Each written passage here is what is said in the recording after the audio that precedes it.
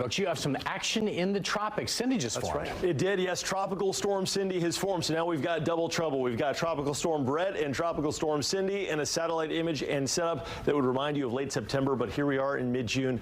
Absolutely extraordinary. We've got very warm waters in the Atlantic, and the wind shearing effects of El Nino expected to happen later this season as far as those impacts have not yet taken hold. So these systems are forming pretty much unfettered. And that said, here it is. Tropical Storm Cindy has developed.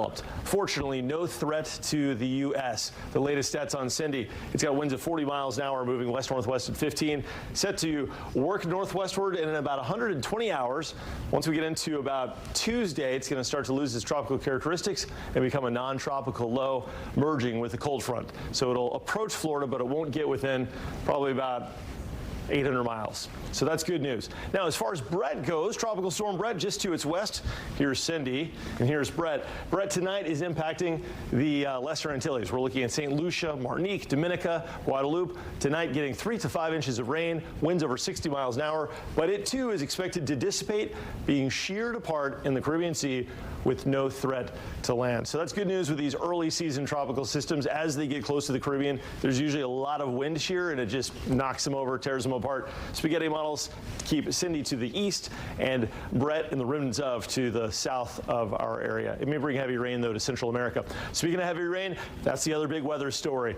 It's all quiet here on radar in the Orlando area, except for the westernmost tip of Marion County, and then in the Gainesville area for areas northwest. Let's get down to it. Fox 35 Storm Tracker radar. We've got a fire hose of moisture coming in off of the Gulf of Mexico, and it's unrelenting, which is why the National Weather Service has issued a flash flood warning for Levy County, including Chiefland and Williston. This is in effect for the next several hours, and this bright green highlighted area is a flood watch, meaning that flooding conditions are possible. This band of rain will likely exist in one way or another all night long, dumping several inches of rain across that region and then make a run toward Orlando. While we're dry, you can clearly see the lightning from the perspective of downtown Orlando, looking northwest about 85 miles away on the horizon. The lightning has been grazing the skies all evening long and will likely continue. Now, as far as our forecast goes, this band of rain through most of the night stays up there. And when I say up there, I mean relative to down here in Orlando from where we broadcast, but that means Alachua County, where Gainesville is, and Ocala will experience similar conditions to what we saw the other day leading to that flash flooding. So we've got to be really careful with the idea and the possibility of ponding on the roadways overnight. Now, the catch. This may start to make a run at Orlando as we head toward tomorrow morning.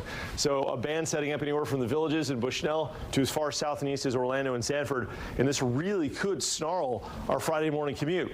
Now, there's a couple of uncertainties. It may not get this far south. It may stay just north, sparing Orlando. If it does come south, it may come south just after the morning commute. So the timing will be everything on this, but that's a potential, and I got to show you it on the map. All right, that said, the rain moves out of here mid-morning before a second round starts to develop during the afternoon, promising a decent chance for some rain, especially in the line from Sanford and Orlando points south and east for tomorrow afternoon. This is a pattern that's going to be with us for the next several days. So your number one threat tomorrow, torrential rain, followed by lightning. The rain could slow us down on the highways and also result in some treacherous travel. Flash flooding, a possibility to the north, not so much though for Orlando. There's a chance for a few gusty winds. So for your morning commute tomorrow, a 60% chance for a wet drive with temperatures in the lower to middle 70s. Here's the 7-day forecast. 70% chance for rain for tomorrow and for Saturday, highs in the low 90s. We're going to warm up to the middle and even upper 90s though by this time next week, because the rain chances will go down, allowing the temperatures to go up. So lots of weather going on. Tropical Storm Cindy, Tropical Storm Brett, and a really tropical setup with our rain chances over the next several days.